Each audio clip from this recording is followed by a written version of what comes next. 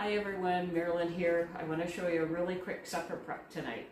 I love to work with what I've got, and what I had tonight was I had a couple chicken breasts in the freezer I thawed out. I had a little bit of leftover pesto from another meal I made, and I had tomatoes.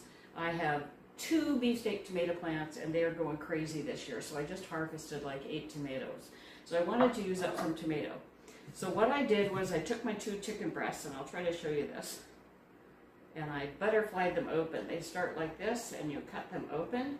And if you're not sure how to do that, I would suggest you go on YouTube and look up a how-to video, because I'm not an expert. Mine are very messy.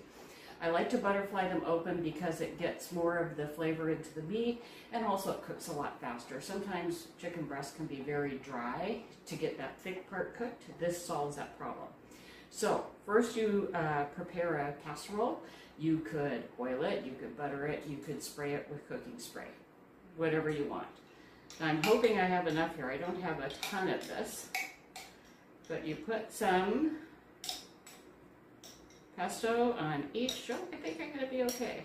So the pesto goes right on there, and then you spread it in a thin layer, covering a little bit all over the breast.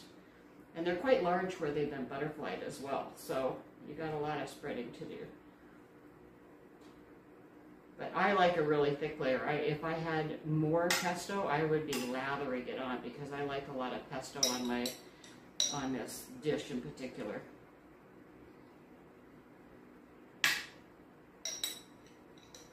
Okay, now that I got a layer of pesto spread, then I put a layer of tomatoes on top. Really easy. I tend to cut them in half circles so that they fit. And I can tuck them in however they work best. And it takes quite a few on this size of chicken breasts. It's taken me three giant pieces on each one. I wish I could show that to you, but anyways, now we've got a good layer of tomato. I preheated my oven to 350. The original instruction said to put cheese on top of this, but I find it melts off, gets overcooked.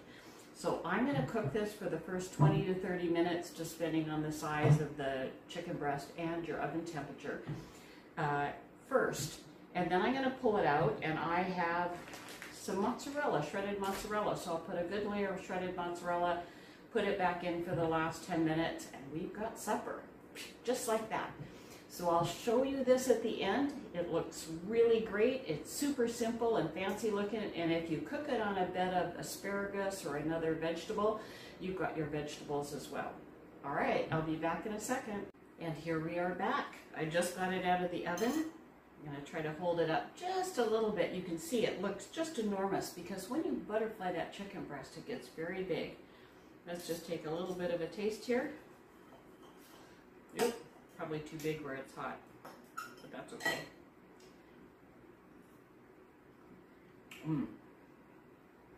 That's really good. The fresh tomato is really bright. The pesto brings all that Italian flavor. The cheese sort of blends it all together. So this is an easy meal. I'm serving it tonight with skin-on mashed potatoes and some vegetable. You could also do this as a cookie sheet meal and put really good chunks of vegetable and set the chicken on top, so it's an all-in-one meal. But whatever you do, make it your own. And we'll talk to you again soon.